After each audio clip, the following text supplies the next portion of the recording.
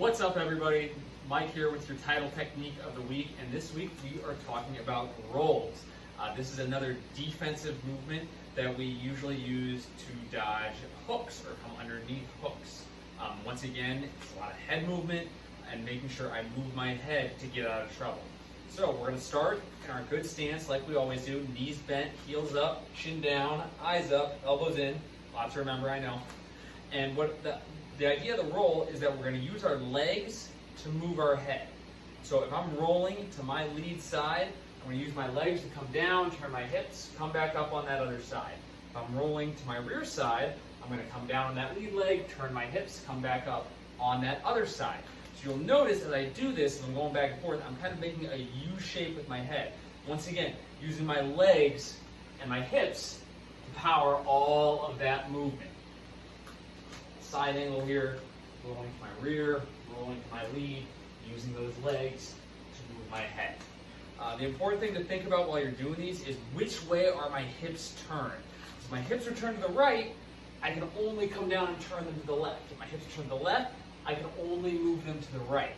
So if my hips are already turned this way, I can't roll any further this way because my hips are already turned. So if I want to be in this position and I want to roll this way, I have to turn my hips, then come back through. If I'm already turned this way, I have to turn my hips back and roll the other way. All right, everybody, I'm going to show you what these rolls look like versus an opponent rather than on the heavy bag, since this is another defensive movement. So if Em and I are squared up and she throws a rear hook at me, I'm going to use my legs to move my head and do that nice roll right there where I'm coming from my rear side to my lead side. And notice how I come right underneath that hook. So do it again, Em.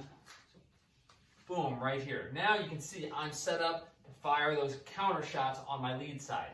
Similarly, if she throws with her lead hand, I can roll right underneath, and then I'm in a good position to counter. Ideally, these rolls are great for coming under these big hooks to the head. So go lead rear. Right here. Again, I'm keeping that base. I'm trying not to bend over, keeping that high guard as she throws these hooks.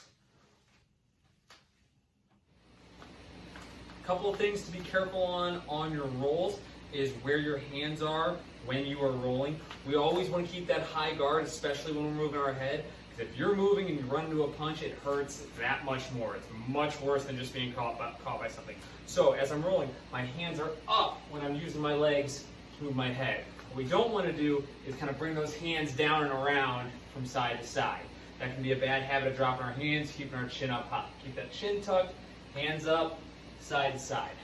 Another habit we can have is bending at the waist and kind of dipping our head to go side to side.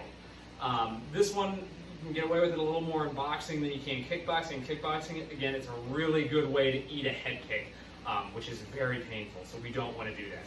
So we want to keep that good stance, hands up, elbows in, good high guard, using our legs to move our head side to side, coming under those hooks.